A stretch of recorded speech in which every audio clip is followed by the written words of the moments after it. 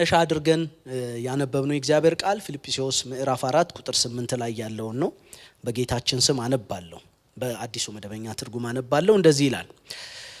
በመጨረሻም ወንድሞች ሆይ እውነት የሆነውን ሁሉ፣ ክቡር የሆነውን ሁሉ፣ ትክክል የሆነውን ሁሉ፣ ንጹህ የሆነውን ሁሉ፣ ተወዳጅ የሆነውን ሁሉ፣ መልካም የሆነውን ሁሉ፣ በጎነት ቢሆን ወይም ምስጋና እንደነዚህ ስላሉት ነገሮች አስቡ ይላል። ዛሬ እንደው ምንድነው ክርስቲያናዊ አስተሳሰብ የሚለውን ለማንሳት እንሞክራለን። ግን ራሱ ደግሞ እንደው ክርስቲያናዊ አስተሳሰብ ብሎ ነገርስ ማለትም ይቻላል። በቃ ያው ማሰብ ነው። ክርስቲያናዊ ቢሆን ባይሆን እናስባለን። በቃ ባለፈው እንዳልኳችሁ ስለማስብ በቃ አለሁ ማለት ነው እንዳለው አይነት በቃ እናስባለና ከሱ ልንከለከል አንችልም ብለን እንደሱ እንዳይሆን እኛ ደግሞ ያው ክርስቲያኖች ነን። እግዚአብሔር የተባረከ ይሁን። አሜን ነው ወይ? በማህበራዊ ሚዲያ አይታችኋል። ሰዎች ሃይማኖታቸውን ያሉበትን ሃይማኖት አፕሪሺየት ያደርጋሉ አይደል? እንትን ያደረከኝ አምላክ፣ ሙስሊም ያደረከኝ አምላክ፣ ኦርቶዶክስ ያደረከኝ አምላክ ይላሉና እንደሱ ለማለት በጣም ትክክለኛ ሰዎች እኛ ነን ብዬ አስባለሁ። እንኳን ክርስቲያንን ሆንን። ሃሌሉያ። እና እንዲህ እንድንሆን እግዚአብሔር ይሄንን እድል ስለሰጠን እርሱን እንድናውቅ ክርስቲያኖች ስለሆነን ክርስትና ምርጥ ህይወት ስለሆነ መለኮታዊ ስለሆነ ሃሌሉያ ወደ እግዚአብሔር የሚያደርሰው መንገድና አቅጣጫ እሱ ስለሆነ እግዚአብሔር ሊተነተን የሚችለው በእኛ የእምነት ማዕቀፍ ውስጥ ብቻ ነው፣ ሌላ የለም። አሜን እንላለን። እንኳን ክርስቲያን ሆንን። ክብር ለእግዚአብሔር ይሁን። ስለዚህ ክርስትናችን ደግሞ በአስተሳሰባችንም ውስጥ መንጸባረቅ መታየት አለበት። ዋና ነገር ነው አስተሳሰብ። የማይታይ ነው፣ በውስጣችን የሚብላላው ነገር ነው። እርስ በርሳችን አሁን እዚህ ቁጭ ብላችሁ ምን ታስባላችሁ፣ ምንድነው የሚወጣው የሚወርደው የሚለውን በጣም ከባድ ነው። እኔ እንደሱ አይነቱን ነገር እግዚአብሔር ራሱ የሚገልጥ አይመስለኝም። አምሶሪ ያው በጣም ፕራይቬሲያችንን የሚያከብር አምላክ ነው ብዬ ነው የማስበው። እና አንዳንዴ እንደው ለሆነ አይነት ፎስ ካልሆነ በስተቀር እንደሱ አንዳችንን ለአንዳችንን እንደዚህ ወለል ቢያደርገን ከባድ ነው የሚሆነው ብዬ ነው የማስበው። ግን ደግሞ ለእግዚአብሔር የተሰወረ ነገር የለም አይደለም። ስለዚህ የአስተሳሰብ ፈውሶቻችን ከእግዚአብሔር ጋር ላለ አብሮነት ወሳኝ ናቸው። ለዚህ ነው ጳውሎስ ቅድም በጸሎት ውስጥ ያነሳነውን ባለፈውም አንስቻለሁ አይደለም፣ የቆሮንቶስ ክርስቲያኖችን በጣም በብዙ ፓሽን ነው። ምክንያቱም የሐሳብ መበላሸት የዓለምን መልክ ቀይሯል። ውድቀት በዛ በኩል ገብቷል። ስለዚህ እንዳይበላሽ ሐሳባችሁ እንዳይበላሽ ብሎ ያንን ማሳሰቢያ ሲሰጥ ታያላችሁ። ስለዚህ ክርስቲያናዊ አስተሳሰብ ብሎ ነገር አለ። በደንብ ከእግዚአብሔር ጋር ባለን አብሮነት ውስጥ እሱን በደንብ ማጤን ማሰብ ያስፈልጋል። በግድ ቁጭ ብለን በደንብ ማሰብ አለብን። ስለውስጣችን በልብና በአእምሮ መካከል ስለሚወጣው ስለሚወርደው በደንብ ማሰብ ያስፈልጋል። ይሄንን ስለተረዳ ነው ዳዊት ታስታውሳላችሁ አይደለም? በእግዚአብሔር ፊት መቼም እሱ የልብ ሰው ነው። እግዚአብሔር የተባረከ ይሁን። በጣም መውደቅ መነሳት በህይወቱ መካከል ቢኖርም እንደው በጣም ስንፍና አንዳንድ ጊዜ የሚወረው የሚጫነው ሰውዬ ቢሆንም ግን ቶሎ ደግሞ ልቡ ምልስ ይላል እና በጣም ልባዊ ጸሎቶች፣ በጣም እውነተኛ ጸሎቶች፣ በጣም ለፈውስ ምክንያት ሰበብ የሚሆኑ ጸሎቶችን ዳዊት ይጸልያል። መዝሙሮቹን ስታነቡ የምታገኙት ነው። እና በእግዚአብሔር ፊት አንድ ጊዜ የሚጸልየው እንደዚህ ብሎ ነው። የአፌ ቃልና የልቤ ሐሳብ በፊትህ ምን ያለ ይሁን፣ ያማረ የተወደደ ይሁን። አያችሁ፣ እግዚአብሔር በብዙ የቃል ጥፍጥና የቃል ቅመራ ብቻ የሚልቅ ሊሆን ስለማይችል ማለት ነው። ምለው ምናገረው ማደርገውን ብቻ ኢቭን እንዳይሆን ማለት ነው። ግን ሐሳብ የራሱ እንኳን ምን እንዲሆን የተፈወሰ እንዲሆን። ለዚህ ነው አንዳንዴ እንደሱ አይነት የልብ መበላሸት ይገጥመናል፣ ግን ደህና ሆነን እንታያለን። የሚገርም ነገር ነው። አስተሳሰባችን በጣም ተበላሽቶ በጣም ጎድፎ በጣም ቆሽሾ ግን ደህና መስለን እንታያለን። ስንወጣ ስንገባ እንደሱ ባለ ቁመና ለሰው ደህና መስሎ ማለት እንደሱ ብንታይም ግን በእግዚአብሔር ፊት እንደሱ አይሆንም። አንዳንድ ጊዜ በህይወት ስለሚያልፉ ሰዎች ባለፈው ብዬ እንደሆነ አላቀም፣ በህይወት የሚያልፉ ሰዎች አረ ደህና ነበር እኮ እንላለን። ግን ደህና ላይሆኑ ይችላሉ አይደል? ማለት እኛ የምናየው እንደው መንቀሳቀሳቸውን አይደል? ውስጥ ግን የሆነ እየበላቸው ያለ ነገር ነበር ማለት ነው። ለሞት ሊያደርስ የሚችል ሊያበቃ የሚችል ነገር ነበር ማለት ነው። ስፒሪቹዋሊ አንዳንዴ እንደሱ አለ። ለዚህ ነው ዳዊት ይሄ መሰረታዊ ጉዳይ እንደሆነ ስለሚያውቅ እንደው እስቲ መርምረኝ የሚለው ማለት ነው። በእግዚአብሔር ፊት መርምረኝ እስቲ እንዳው ፈትሸኝ ልቤን እወቅ አይደል ልቤን ሐሳቤን እወቅ ነው እና እሱ ደግሞ የተበላሸ ከሆነ እባክህ የዘላለምን መንገድ ምራኝ ይላል ሐሳቤ እንዳይበላሽብኝ ውስጤ እንዳይበላሽብኝ ገብቶታል እሱ ህይወቱ ኑሮው ከእግዚአብሔር ጋር እንደሆነ አውቋል ይሄ ዓለም እንደሱ አይነት ዓለም ነው ከእግዚአብሔር ጋር የሆነ ዓለም ነው ክብር ለእግዚአብሔር ይሁን እና እሱ ደግሞ እንዲፈወስ ውስጣችን ሐሳባችን ሊታከም ሊፈወስ ይገባዋል ግልጥ ለእግዚአብሔር አንዳንዴ ቢከብደን ቢያቀተን እንኳን ማለት ነው እግዚአብሔር ይርዳን ያልተፈወሰ ሐሳብ ያላቸው ሰዎች ያለ ጥርጥር በግብዝነት ነው የሚመላለሱት ያው በማስመሰል ማለት ነው ሰው ሲያይ እንዲሁ ደጁን ላይላዩን ሲታይ ደና የሚመስል ግን ደና ያልሆነ ማለት ነው እግዚአብሔር ይርዳን ስለዚህ ስለ ክርስቲያናዊ አስተሳሰብ ስናይ አስቀድመን ስለ ይሄን ምላሽ ከመስጠታችን በፊት ራሱ እንዳው ክርስቲያንነት ምን መሆኑን ማየት በጣም ጠቃሚ ነው ኤሌመንተሪ ሊሆን ይችላል ግን ይሄን ማንሳት በጣም ይጠቅመናል ቀደም ብያችኋለሁ የተለያዩ ሃይማኖት ውስጥ ያሉ ሰዎች በአመዛኙ በጣም ኮሚትድ የሚሆኑላቸው አክቲቪቲዎች አሏቸው ይሄ ጊዜ ለምሳሌ የጾም ጊዜ ነው እንደምታውቁት እና እንዴት አይነት ኮሚትመንት እንደምታዩ በሁለቱም ሃይማኖት በኩል አንጋፋ ሃይማኖቶች በኩል የምታዩት ነው አይደለም በቃ እና ያንን ማስመዝገብ በጣም ወሳኝ ነው ስለ አምላክ ከነዚህ ጊዜያት ውጪ አስቦ የማያክሰው በዚህ ጊዜ ግን በጣም ሲሪየስ ነው የሚሆነው አይታችኋል አነጋገሩ አረማመዱ ኤቭሪቲንግ እንደሱ ነው የሚሆነው በቃ ሃይማኖት እሱን ዲማንድ ስለሚያደርግ ነው የሃይማኖተኞች መለያቸው መገለጫቸው ይሄው ነው በቃ ውጫዊ አክቲቪቲ ነው ምናልባት ያው የኮሙኒኬሽን ደና ሊሆን ይችላል በዚህ ጊዜ እንዳው ጽድቅ የሚመስል ነገር ከፍ ሊል ይችል ይሆናል በሚታይ ሁኔታ እና ስለ ክርስትና ስለ እውነተኛው ክርስትና ክርስቶስ ስለመሰረተው ክርስትና መጽሐፍ ቅዱስ ስለሚነግረን ክርስትና ስናስብ ክርስትናችንም እንደሱ እንዳይመነዘር ማለት ነው እኛም ክርስትና ውስጥ አክቲቪቲዎች አሉ ይሄው መተናል እኛም እንጾማለን እንጸልያለን ጌታ በረዳልክ በፕሮግራሞቻችን ሌሎችም የተለያዩ በስርዓት የሚገለጡ አክቲቪቲዎች አሉ ነገር ግን ክርስቲያን ማለት እነኚህን የተለያዩ መንፈሳዊ ተግባራቶችን ለማድረግ ራሱን የሰጠ ሰው ማለት አይደለም ያለ እውነተኛው ክርስትና እሱን ማድረግ ስለሚቻል ማለት ነው እንደሱ ማድረግ ስለሚቻል አሁን እንደውም ያው የተሸመደደ ነው ነገራችን ይታወቃል ስለዚህ ሰዎች ትክክለኛ ኢንካውንተር ሳይኖራቸው ትክክለኛ መነካካቱ ሳይኖራቸው ሳይድኑ ሁሉ እኛ መካከል ግን ሆነው እኛ ምን ሆነውን እኛ ምናደርገውን ማድረግ ይችላሉ እውነት ሐሰት ይቻላል እንደውም አሁን ብዙ ነገር ይቻላል ብዬ ነው ማስበው የእግዚአብሔር ሰው መሆን ይቻላል ባለቤተ ክርስቲያን መሆን ይቻላል ምንም ሳይሆን ምክንያቱም የተሸመደደ ነገር ነው ይታወቃል አሁን በጣም በቆንጆ እንትን ትልቅ ቤተ ክርስቲያን ከፍታችሁ አገልጋይ ለመሆን ይሄን መጽሐፍ ቅዱስ መማርም በሆነ ዲሲፕሊን ውስጥ ማለፍ ምናምን ሁሉ አያስፈልግም ትንሽዬ ድፍረት ብቻ ካላችሁ እሱን ማድረግ ይቻላል ለዚህ ነው አንዳንዶቹን ስታዩ ግራ ነው የሚገባችሁ እንዳው ጥቅስ ለመጥቀስ ሲሞክሩ እንዴት አርገው አፈር አብልተው እንደሚጠቅሱ የሚሆኑት የሚያረጉት ነገር የክርስቲያን አይደለም ስለዚህ የሆኑ አይነት አክቲቪቲዎችን ማድረግ አይደለም እና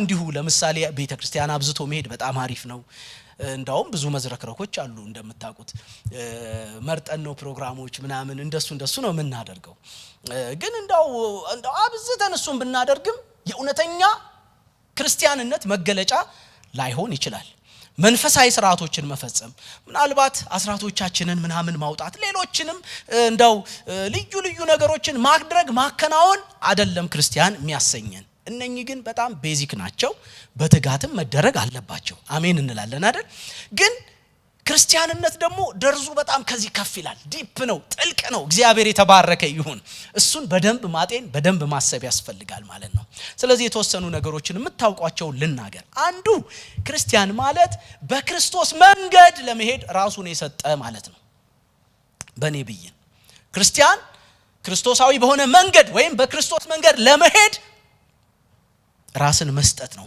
ክርስቲያን የምንለውም በዚህ መንገድ ለጌታ ራሱን የሰጠው ነው አሜን ክብር ለእግዚአብሔር ይሁን መጽሐፍ ቅዱሳችን ላይ ክርስቲያን የሚለው ቃል ብዙ ቦታ የተጠቀሰ አይደለም ይሄ ሲነገር ሰምታችኋል በአዲስ ኪዳን መጽሐፍ ላይ በኔ ቆጠራ እርግጠኛ ይሆንኩ ይመስለኛል ከ3 ጊዜ በላይ ክርስቲያን የሚለው አልተጠቀሰም ሁለቱ በሐዋርያት ሥራ መጽሐፍ ነው የተጠቀሰው፣ አንዱ ደግሞ ጴጥሮስ መልእክት ላይ ነው የተጠቀሰው። ሐዋርያት ሥራ 11:26 ላይ በጣም ትኩስ የሆነ መንፈሳዊ እንቅስቃሴ ነበር፣ ሚያስጎመዥ አሁን የሚያሰኝ ህይወት ያለበት እና በጣም ትኩስ የሆነ ዳይናሚክ ሌሎችን ወደ ክርስቶስ የሚጠራ አይነት ትልቅ መንፈሳዊ ስብሰባ ንቅናቄ ነበር።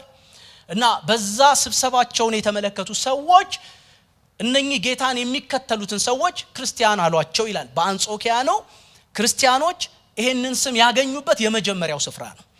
ይሄንን አስመልክቶ አንዳንድ ሰዎች የተለያየ ነገር ይላሉ። ጀስት እንደ ስድብ ነው ይሄ የተባለው ብለው ይላሉ። አይመስለኝም እኔ እንደዛ አላምንም። እዛ ቦታ ላይ ተጠቅሷል። ሁለተኛ የተጠቀሰው ሐዋርያት ሥራ ምዕራፍ 26 ቁጥር 28 ላይ ነው።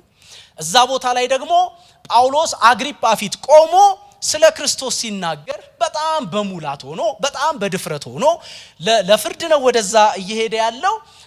እጁ ላይ እግሩ ላይ ሰንሰለት ገብቷል። ግን ጳውሎስ እንደምታውቁት ክርስቶስን ሲናገር ወይም ስለ ክርስቶስ ሲያስብ ትዝ አይለውም ያለበት መከራ ቢሆን እስር ቢሆን ግርፋት ቢሆን ዛቻ ቢሆን ምንም ትዝ አይለውም።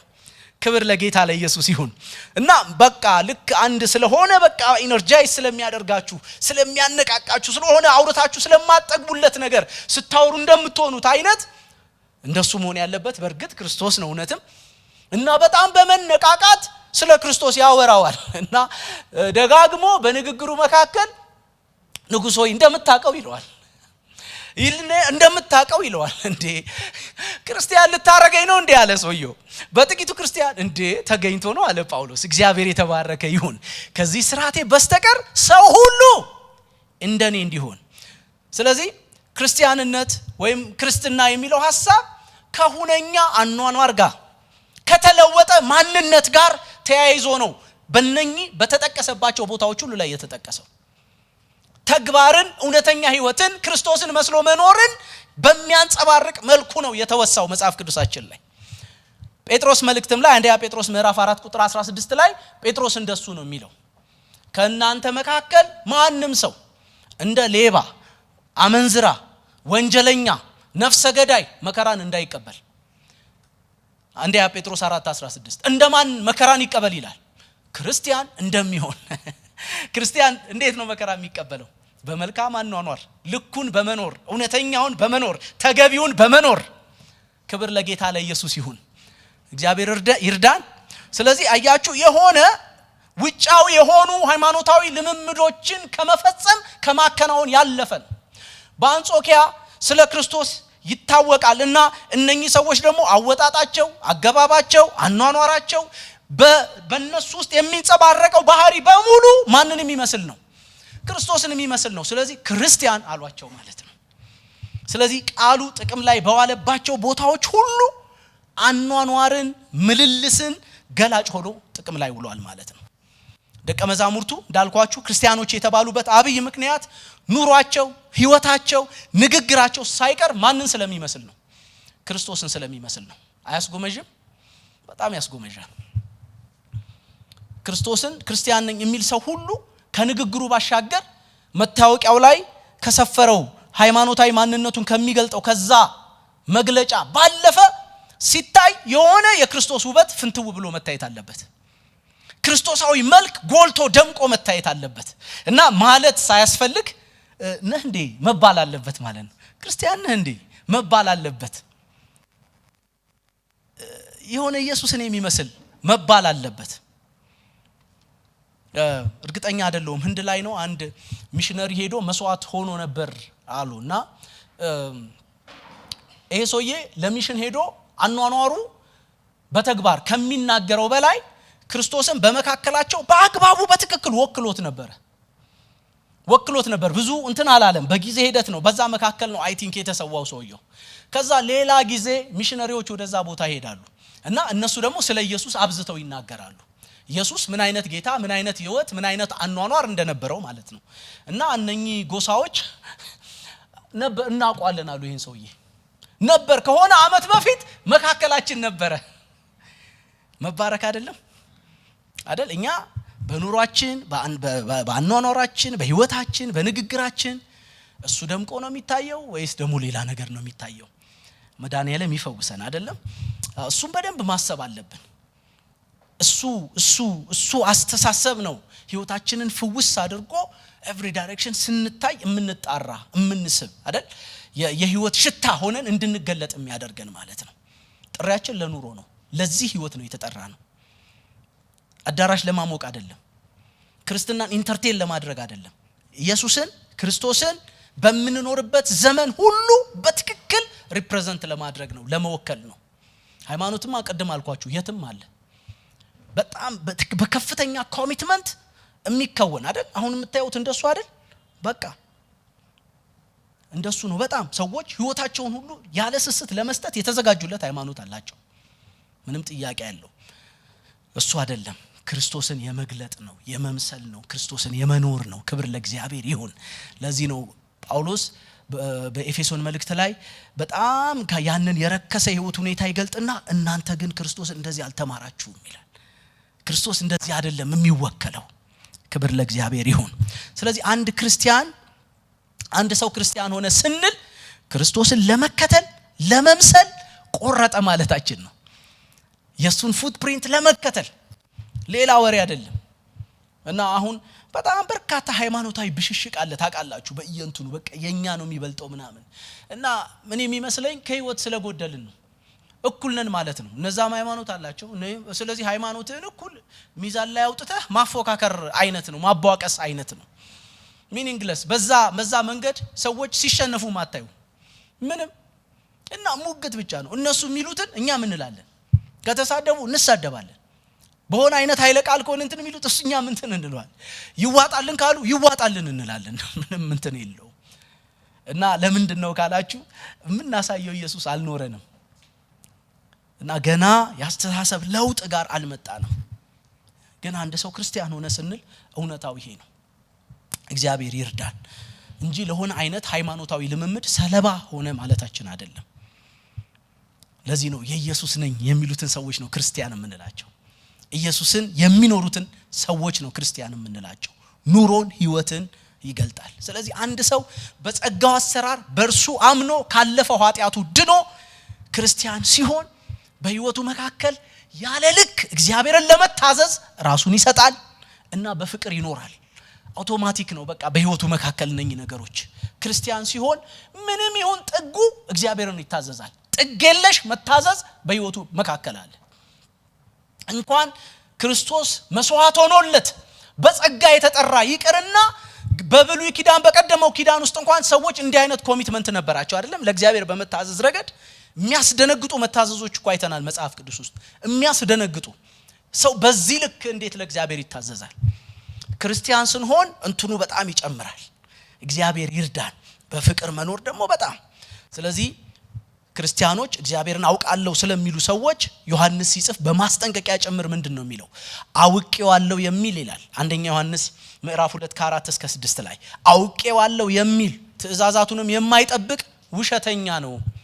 ክርስቲያን ነው ግን በእግዚአብሔር ትእዛዝ ሳይሆን በራሱ ደስታ፣ በራሱ ፍላጎት፣ በራሱ መንገድ የሚኖር ከሆነ ክርስቲያን አይደለም ማለት ነው።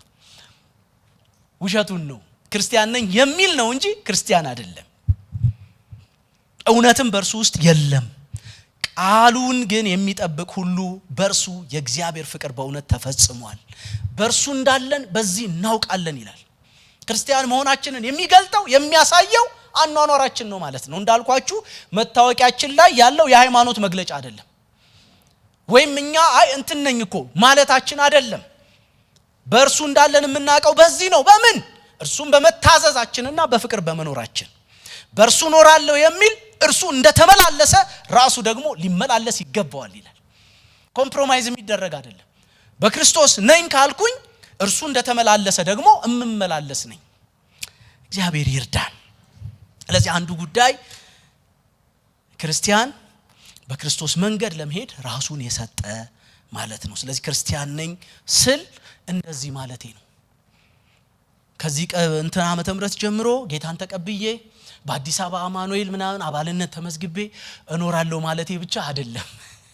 ለኢየሱስ ለመኖር ራሴን ሰጥቻለሁ ማለቴ ነው። ጌታ አለኝ፣ ለሱ ጌታ ያለ ልክ ራሴን ሰጥቼ ነው የምኖረው ማለቴ ነው ክርስቲያን ነኝ ስል። ክብር ለእግዚአብሔር ይሁን። ከዚሁ ጋር ተያይዞ ክርስቲያን ስንል በዳግም ልደት የልብ ለውጥ ያገኘ ማለታችን ነው። እንዲሁ አይደለም። ይሄ በጣም ከፍ ያለው በጣም የላቀው ህይወት እንዲሁ አይደለም። ኤክስፒሪየንስ የምናደርገው የምንለማመደው የምንኖረው እግዚአብሔር ወደርሱ ስንመጣ እንዲህ እንድንሆን አድርጎ ስለሰራን ነው። የልብ ለውጥ አግኝተናል። እግዚአብሔር ይባረክ። ብዙ ጊዜ እንደምንል እኔ እላለሁ አንዳንድ ጊዜ ሰዎች ስለ ሃይማኖት ነው ያው ሐሳባችን እሱ ጋር ስለሆነ ይገርማል። እኔ ሙስሊም ነበርኩ ለይሄን ያህል አመት ወደ ጌታ መጣሁ፣ ይሄን ያህል አመት ኦርቶዶክስ ነበርኩ ወደ ጌታ መጣሁ እንላለን። ከዛ በቃ እንትኑ ያው ሲምፕል መገለጫ እንትን ነበርኩ እኔ አሁን ሐረር ነበርኩ አሁን አዲስ አበባ ነኝ አይነት ነው። በባህሪ ባኗኗሪ ላይ የምኖርበት አካባቢ ተጨባጭ የሆነ መሰረታዊ የሆነ ለውጥ ያመጣል ብላችሁ ታስባላችሁ? የለውም። ሰው ቀበሌ ቢለውጥ ሀገር ቢለውጥ ልቡ ሊለወጥ ይችላል? በፍጹም።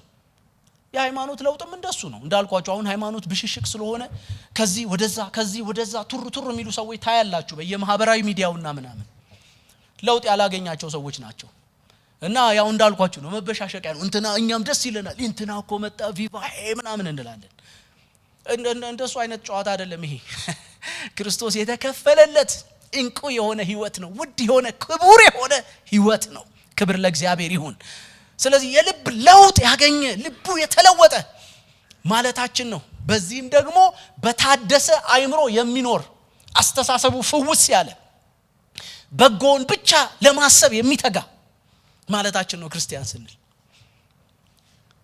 እንደው ክፉ ሐሳብ ውል ቢለው እንኳን እንዲያንቆ ፈጥፍጦ የሚያዋርድ ማለት ነው።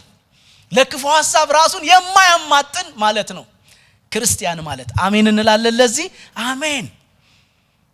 እና ከላይ የተመለከቱን ያየናቸውን በጣም ኮሚትድ ከመሆን ጋር ከመሰጠት ጋር የሚገናኙትን ነገሮች ለምንድን ነው የሚያደርገው ካልን ልቡ ስለተለወጠ ነው። መሆን የሚችለው ይሄን ብቻ ስለሆነ ነው።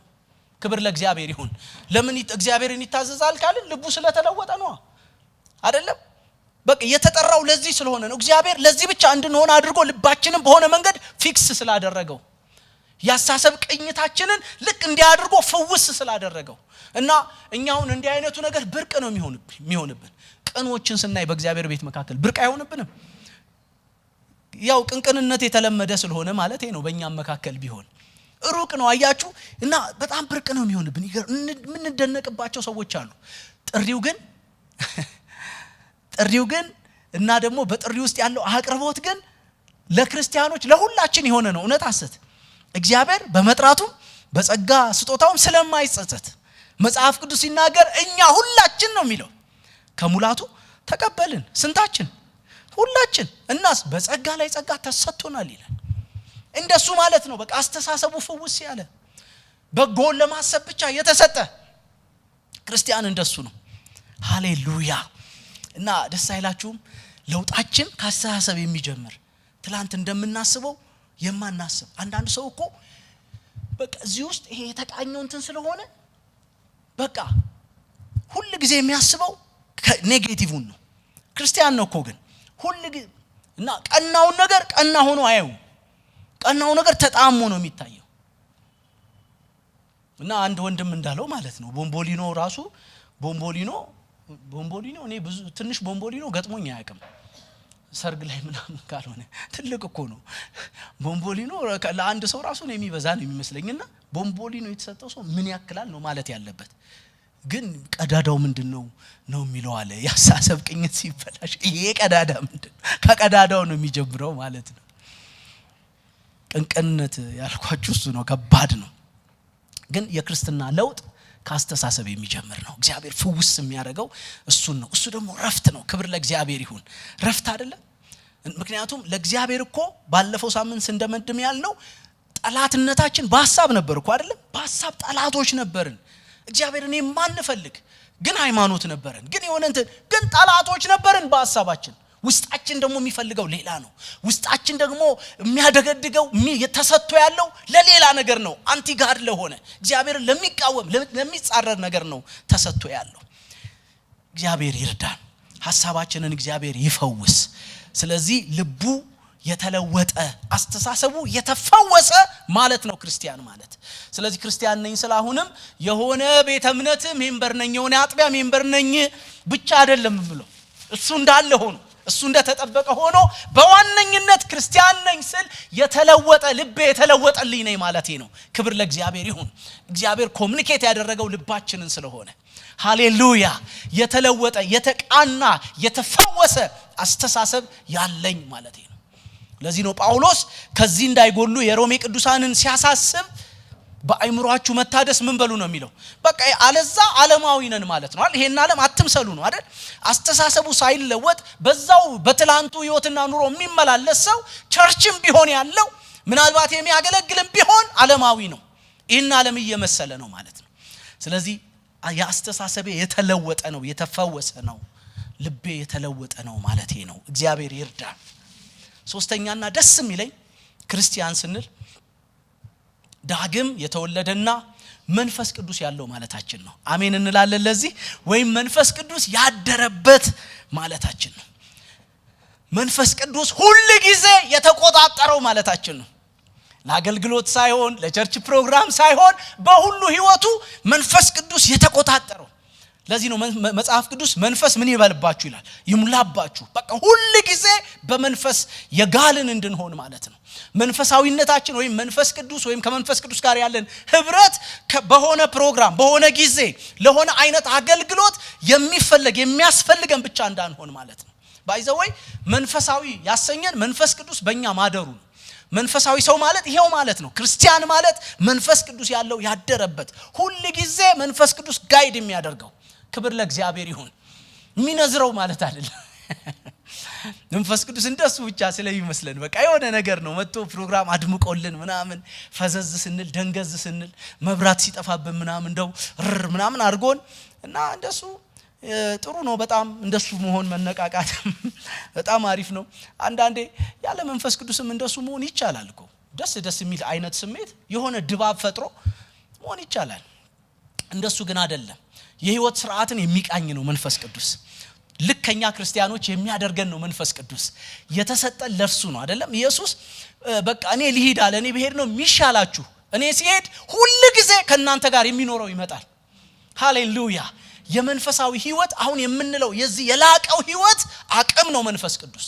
እና አሁን ማወራው ነገር በጣም ከፍ ያለ ይቻላል። ግን እንደ ሁሉ ጊዜ በጎን እያሰቡ በጎን እየኖሩ በሰው አቅምም አይቻልም። በጎ ማሰብ ማለት አይደለማ አይቻልም። በመንፈስ ቅዱስ ግን ይቻላል። ክብር ለእግዚአብሔር ይሁን። ያስችላል። የኖሩ ሰዎች ካሉ ምንም ስፔሻል የሆነ ፕሮቪዥን ያላቸው አይደሉም። እግዚአብሔር በመጥራቱ በጸጋ ስጦታው አድሎ ስለሌለበት ክብር ለእግዚአብሔር ይሁን። እግዚአብሔርን ለመምሰል የሚያበቃውን ነገር በሙሉ እግዚአብሔር በጠራቸው ሰዎች ወንዶችና ሴቶች ልጆቹ ሁሉ ላይ አድርጓል። ደስ አይላችሁም? ሃሌሉያ አይደል? የአገልግሎት ጸጋችን ሊለያይ ይችል ይሆናል። እዚህ አንዳንዶቻችን ነብይ፣ አንዳንዶቻችን ፓስተር፣ እሱ ሊለያይ ይችላል። እግዚአብሔርን ለመምሰል ያለው አቅርቦት ግን ለሁላችን እኩልና በበቂ ሁኔታ የተሰጠ ነው። አሜን እንላለን ለዚህ። አሜን። ክብር ለእግዚአብሔር ይሁን። ከዚህ በፊት ጴጥሮስን ስናጠና ብለናል አይደል? የጴጥሮስ መልእክት የተጻፈው ስደተኛ ለሆኑ መከራ ውስጥ ላሉ እና ደግሞ እንዳውም በመካከላቸው እንደ ወርቅ እንደ እሳት የሚፈትን መከራ ነው የነበረው።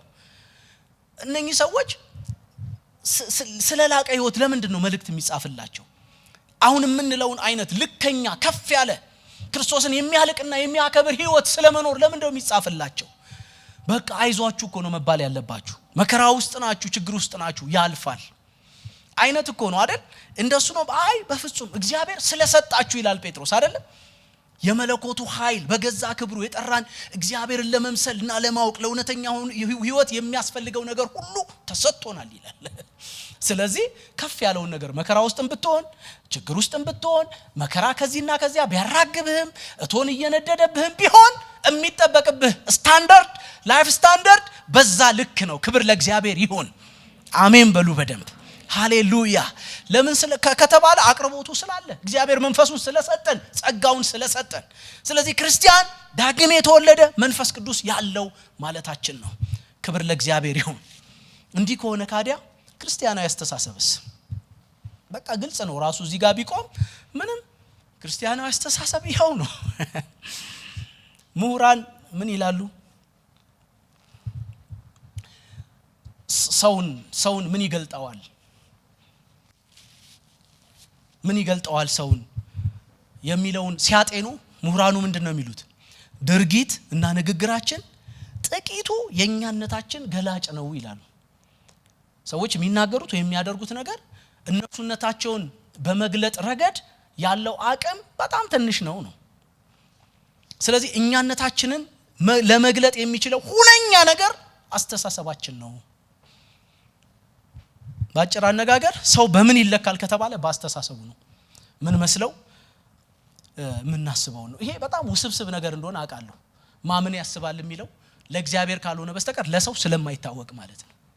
እኛ የምንተዋወቀው በድርጊትና ያው በንግግራችን ነው አይደለም? በተገለጠው በሚታየው ነገር ነው። ስለዚህ ስንፈራረጅ ከሱ ተነስተን ነው። መልካምም ክፉም ስንባባል ከሚታየው ወይ ንግግር ነው መነሻ ወይ ለዚህ ነው አንዳንድ ጊዜ ተቸግረን እረ እንዲህ ማለት አይደለም እረ ይሄን ሳደርግ ለዚህ አይደለም የሚል እንትን ውስጥ እንገባለን አይደለም? ሰዎች ሚስ አንደርስታንድ ሲያረጉ ወይ ንግግራችን ወይ ድርጊታችን በተሳሳተ መንገድ ሲመነዘር ሲተረጎም ያው መከራ እንበላለን ማለት ነው።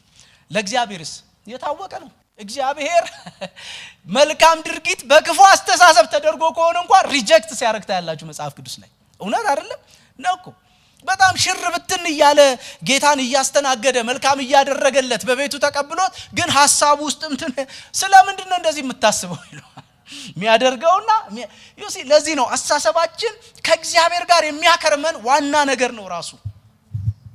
ስለዚህ አስተሳሰብ የማይታየው የማንነታችን ገዢ ነው ይላሉ ምሁራኑ። ሐሳብ በጣም ጉልበት ያለው ነገር ነው። ስለዚህ እኛ ምንድነው ምን መስለው ከተባለ ምን መስለው የምናስበው ነው። የሚገልጠን አስተሳሰባችን ነው። ሐሳብ በጣም ከባድ ነገር ነው እና በደንብ እንድናስብበት እንድናጤንም ነው ይሄንን የማነሳው ነው። ታስታውሱ እንደሆነ በዘፍጥረት መጽሐፍ ላይ ምዕራፍ 11 ላይ አሰቡ ይላል አይደለ? አሰቡ እና ዩሲ እያንዳንዱ ሰው ውስጥ እንግዲህ ወይ ተመሳሳይ ወይ ደግሞ አንዱ የሆነ በቃ ቁጭ ብሎ አሰበ አወጣ ወረደ ጉልበት ያለው ነገር ነበር። ድርጊቱ በቃ ግንብ እንስራ ትልቅ ግንብ እንስራ እና ኢንቴንሽን ውስጥ ያለው ሐሳብ ግን እና እግዚአብሔር ሐሳባቸው በጣም ግዙፍ እንደሆነ አየ። ክፉ መርዝ የሆነ ሐሳብ የእግዚአብሔርን ክብር የእግዚአብሔርን ስም የሚቀናቀን የሚጻረር ሐሳብ በቃ እግዚአብሔር ስለሆነ ያሰቡትን ስለማይከለከሉ ሐሳባቸው ሐሳብ እንዳለ መምከን አለበት ብሎ እግዚአብሔር ሲወርድ ታያላችሁ ማለት ነው። ስለዚህ ክርስቲያኖች እንደመሆናችን ክርስቲያን ደግሞ በክርስቶስ መንገድ ለመሄድ ራሱን የሰጠ ነው ስላል አስተሳሰቦቻችን በክርስቶሳዊ መንገድ የተዋጁ ሊሆኑ ይገባል ማለት ነው። አሜን እንላለን። መጽሐፍ ቅዱሳችን ልብ ወይም ሐሳብ የነገሮች መፍለቂያ እንደሆነ ይናገራል አይደል? ቅድም ብያችኋለሁ። የዳንን ሰዎች ባንሆንም ሰዎች ብቻ በመሆናችን የምናስብ ፍጡራን ነን። እንድናስብ ስሪታችን እንደሱ ነው። አሳቢያን ነን።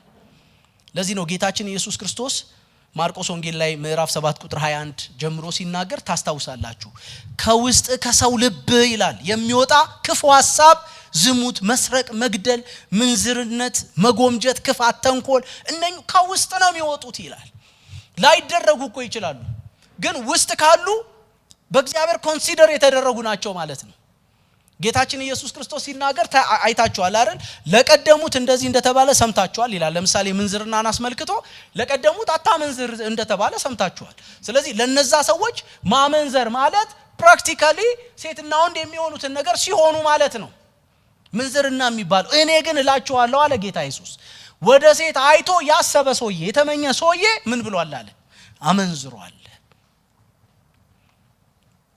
ስለዚህ ሐሳብ በጣም ከፍ ያለ ትልቅ የሆነ ነገር እንደሆነ ማሰብ ያስፈልጋል። በሐሳብ ማብለያነት ልብ ውስጥ ሳይሰለቅ ወደ ውጪ የሚወጣ ነገር በአመዛኙ የለም። ማንም ሰው ቢሆን አሳቢ ነው ብለናል። ምናልባት ደካማ ሊሆን ይችላል እና ሳያስብ የሆነ ነገር የሚያደርግ ሰው የለም አይደል? ባለፈው ብለናል። ሰዎች እንኳን ደጅ ያሉ ሰዎች እንኳን ሲመክሩ እንዳው አንድ ነገር ከመናገር በፊት ስንት ያስብ? እንዳው ሁለት ያስብ። እኔ ደግሞ ደጋግመን ማሰብ አንዳንድ ጊዜ ዝም ብሎ እንዳመጣልን ሲሆን እዚህ ውስጥ በደንብ መሰለቅ መብላላት አለበት ማለት ነው። እንግዲህ በመልካም ድርጊት ድል ማድረግ እንዲሆንልን ነው በሐሳብ ጦር ሜዳ ያለውን ውጊያ ድል መንሳት የሚኖርብን። ሰምታችሁኛል አይደለም? በመልካም ድርጊት ድል ማድረግ እንድንችል በሐሳብ ጦር ሜዳ ያለውን ውጊያ ድል መንሳት ይኖርብናል። ሐሳብ በምክር ትጸናለች ይላል እግዚአብሔር ቃል። በመልካም ምክር ሰልፍ እናድርግ። ስለዚህ ቶሎ ቶሎ ብዬ ለመሄድ ስለ ክርስቲያናዊ አስተሳሰብ ስናወራ ስለምን እያወራን ነው ከተባለ እስካሁን እየመጣሁ እንዳለሁት ክርስቲያናዊ አስተሳሰብ ብለን ስንናገር ክርስቶሳዊ ስለሆነ አስተሳሰብ እያወራን ነው። ክርስቲያናዊ አስተሳሰብ ስንል ክርስቶሳዊ አስተሳሰብ ማለታችን ነው። አሜን እንላለን። ይሄ ክላይማክሱ ነው። ሆን ብዬ ነው ከዚህ የምጀምረው። መጽሐፍ ቅዱስ በእናንተ ይኑር ስለተባለው ሐሳብ ይናገራል አይደል? በክርስቶስ ኢየሱስ የነበረ ይህ ሐሳብ ደግሞ በእናንተ ዘንድ ይኑር ይላል። የማ ሐሳብ ይኑርባችሁ ነው የሚለው። በልባችሁ የማ ሐሳብ ይግዛ? የክርስቶስ ሐሳብ በጣም ከፍ ያለ ነው። ክርስቶሳዊ አስተሳሰብ ስንል ክርስቶስ በእኔ ሲኖር ሊታሰብ የሚገባው ሐሳብ ማለት ነው። ክርስቶስ በልቤ ካለ እሱን ወክዬ ከሆነ በዚህ ያለውት ክርስቶስ ቢሆን ሊያስብ የሚችለውን ማሰብ ማለት ነው። አሜን እንላለን። እስቲ በደንብ አሜን ደግመን። ክብር ለእግዚአብሔር ይሁን። ይሄንን በጣም እንደው መሬት ለማውረድ የሐሳብ እንዲህ ያለው ሐሳብ ክርስቶስ እኔ ቢሆን የሚያስበው ሐሳብ እንደማለት ነው። አሜን። ክርስቶስ እኔ ቢሆን አይደል? አንድ መጽሐፍ አለ አይደለ? ምንድነው ኢየሱስ ቢሆን የሚለው አንድ የተተረጎመ መጽሐፍ አለ። ያው በእኛ ቦታ በእኛ ፈንታ ይመስለኛል። አላነበብኩትም እኔ መጽሐፉን፣ ግን ዝም ብዬ እንትኑን ሳስብ እንደሱ ይመስለኛል። ኢየሱስ ቢሆን በቃ በእኔ ቦታ ኢየሱስ ቢሆን እሱ ቢሆን የሚያስበው እንደማለት ነው። ክርስቲያናዊ አስተሳሰብ ማለት እንደሱ ማለት ነው። ሐሳቦቻችን እዚህ ሚዛን ላይ ነው መቀመጥ ያለባቸው። ምንም እዚህ ውስጥ ሲመላለስ ሲጠመቅ እዚህ ውስጥ የሚወጣውና የሚወርደው እዚህ ሚዛን ላይ መቀመጥ አለበት። ክርስቶስ ቢሆን እግዚአብሔር ይርዳን። እሱ ቢሆን መጽሐፍ ቅዱስ በግልጽ አንደኛ ቆሮንቶስ 2:16 ላይ እንዲያስተምረው የጌታን ልብ ማን ያውቁት ይልና እኛ ግን የክርስቶስ ልብ አለን ይላል። አይደለም? በቃ ይሄ አይምሮአችን ልባችን የክርስቶስ ከሆነ የማንን ነው የሚያስበው ማለት ነው። በቃ ለዚህ ነው አያችሁ የማይከብደው። እኔ ኢየሱስ ብሆን ኢየሱስ ነኝ ምናምን ለማለት አይደለም። እሱ ልንሆንም አንችልም። ግን እንደተጻፈ እውነት አሁን በእኔ ሁኔታ ውስጥ ኢየሱስ ቢሆን ምንድነው የሚያስበው የሚለውን ማጤን ብዙ ቸጋራ ነገር አይደለም። እኛ ክርስቶስ አይደለንም፣ ነገር ግን የሱ ልብ አለን ተብሎ ተጽፏል። ስለዚህ እንደርሱ እንድናስብ ይፈልጋል ማለት ነው። ሁለንተናዊ በሆነው የህይወት ጎዳናችን ክርስቶስ ቢሆን ማለት ልከኛ የመንፈሳዊነት ልከኛ የክርስትና ሚዛን ነው። አሜን እንላለን። በየህይወት መስመራችን በየገጠመኞቻችን በዚህ መስፈሪያ ራሳችንን መለካት የተባረከ መንፈሳዊ ህይወት ለመኖር ያግዘናል። ቅዱሳን ወዳጆቼ የተባረከ ልከኛ እግዚአብሔር ይርዳን። በጣም መሬት ለማውረድ ምናልባት የቤተሰብ ኃላፊዎች ይሆንን አባወራ ይሆንን የቤቱ መሪ ክርስቶስ ቢሆን ብሎ እንደማሰብ ነው። ንግድ የምትነግዱ የንግዳችን የንግዱ ባለቤት ክርስቶስ ቢሆን እንደማለት ነው። በየኃላፊነት በልዩ ልዩ ኃላፊነት ቦታ ውስጥ ያላችሁ ሰዎች እዚህ ብትኖሩ በዛ እናንተ ባላችሁበት ቦታ ያለው ክርስቶስ ቢሆን፣ የምናገለግል እንደኔ ያለን ሰዎች ያገልግሎቱን ቦታ የያዘው ክርስቶስ ቢሆን እንደማለት ነው። ፈውስ አይደለም? በቃ ፈውስ አይደለም ይሄ? በዚህ ልክ ከተቃኘን በቃ ክርስቶስ ጎርብጦት የሚያቅ እዚህ መካከል ጎርብጦት የሚያቅ ክርስቶስ ላይ ኮምፕሌን ያለው እንኳን የቀመስነው መጽሐፍ ጌታ ቸር መሆኑን ቀምሳችሁ እንደሆነ ይላል አይደል? እንኳን የቀመስነው ደጅ ብትወጡ ክርስቶስ ላይ ኮምፕሌን የሚያመጣ አለ? በፍጹም። ማህተመ ጋንዲ ያለ እንደሚባለው ማለት ነው ክርስቶስን በጣም ነው የምወደው ማከብረው አለ፣ ክርስቲያኖችን ግን በጣም ነው የምጥላቸው አለ። ለምን ይመስላችኋል? አልተመሳሰሉለትም። አያችሁ ስንመሳሰል ለዓለሙ ሁሉ ወርቅ ነው ምን ሆነው፣ ጥሩ ፕሮቪዥን ነው ምን ሆነው፣ ማንኮሰኩስ ማንጎረብጥ። ሃሌሉያ! ሁሉ እግዚአብሔርን እንዲያመሰግን ምክንያት የምንሆን እንሆናለን። እግዚአብሔር በእውነት ይራራልን። ሃሌሉያ! እንደሱ ማለት ነው። በነገራችን ላይ ክርስቲያናዊ አስተሳሰብ ማለት አሁን እኔም እያወራው እንደ እንትን እንዳታስቡት አዎንታዊ አስተሳሰብ ማለት አይደለም። አይደል? አንዳንዶች ፖዚቲቭ ቲንኪንግ ምናምን አይደለም። ፖዚቲቭ ቲንኪንግ አሁን ዓለሙ ደጁ የሚያቀነቅነው ነው። ዩሲ እሱ ራሱን የቻለ ሌላ ሃይማኖት ነው። እንደሱ አይነት አይደለም። እሱ ለዓለም ፈውስም አያረገንም። እዛ ውስጥ በጣም ሰልፊሽነስ አለ። እንደሱ አይደለም። ለዓለሙ ጥሩ ሊሆን ይችላል። ክርስቲያናዊ አስተሳሰብ ክርስቶሳዊ አስተሳሰብ ነው። ክብር ለእግዚአብሔር ይሁን። በጣም እዚህ ውስጥ ብዙ ሳክሪፋይስ ነው ያለው። እውነተኛ ህይወት፣ እውነተኛ ኑሮ እና ደግሞ ለዓለም ሁሉ በረከት መሆን ነው ያለው። እግዚአብሔር የተባረከ ይሁን። ክብር ለጌታ ለኢየሱስ ይሁን። ሁለተኛው ክርስቲያናዊ አስተሳሰብ ስንል ቃሉን መሰረት ያደረገ አስተሳሰብ ማለታችን ነው። በነገራችን ላይ የእግዚአብሔር ቃል ዳር ድንበራችን ነው። አሜን እንላለን። በቃ እኛ እዛ ፍሬም ውስጥ ነው ያለነው። ምንም ስንሆንና ስናደርግ በቃሉ ዳር ድንበር ውስጥ ሆነን እንድናደርግ ይፈለጋል። ስለዚህ ሐሳባችንስ ከተባለ ሐሳቦቻችን በእግዚአብሔር ቃል የታጠሩ ሊሆኑ ይገባል። ክርስቲያናዊ አስተሳሰብ ቃሉን መሰረት ያደረገ አስተሳሰብ ነው። እግዚአብሔር ይባረክ። ስለዚህ የእግዚአብሔር ቃል የህይወታችን መመሪያ የሆነና የእግዚአብሔር ሙሉ ምክር ያለበት መለኮታዊ አቅርቦት ነው የእግዚአብሔር ቃል። ስለዚህ ከቃሉ መሰረት ያፈነገጠ አስተሳሰብ በሙሉ ከቃሉ ዳር ድንበር ከቃሉ እውነት ያፈነገጠ አስተሳሰብ በሙሉ ለተበላሸ አኗኗር ለተበላሸ ህይወት የሚዳርገን እንደሆነ ማሰብ ያስፈልጋል። እና ቃሉ ዳር ድንበራችን ነው። እግዚአብሔር የተባረከ ይሁን። ለምን? የእግዚአብሔር ሙሉ ምክር ያለበት ስለሆነ። የልክነትና የስህተት መለኪያችን የእግዚአብሔር ቃል ነው። ቃሉ ያጸደቀውን እናጸድቃለን፣ ቃሉ የገፋውን እንገፋለን፣ ቃሉ የጣለውን እንጠላለን። እግዚአብሔር ይባረክ። ስለዚህ ክርስቲያን እንዴት ያስባል ከተባለ ለኔ በቃሉ ዳር ድንበር ራሱን አጥሮ ያስባል። በቃሉ ልክ እናስባለን። ሃሌሉያ። መጽሐፍ ቅዱስ ቃሉንም በቀንና በሌሊት ያስባል ይላል አይደል? ቀንም ሌሊትም ምኑን ያስባል? ቃሉን። እሱ አስተሳሰብን እንዴት እንደሚፈውስ ራሱ ማለት ነው።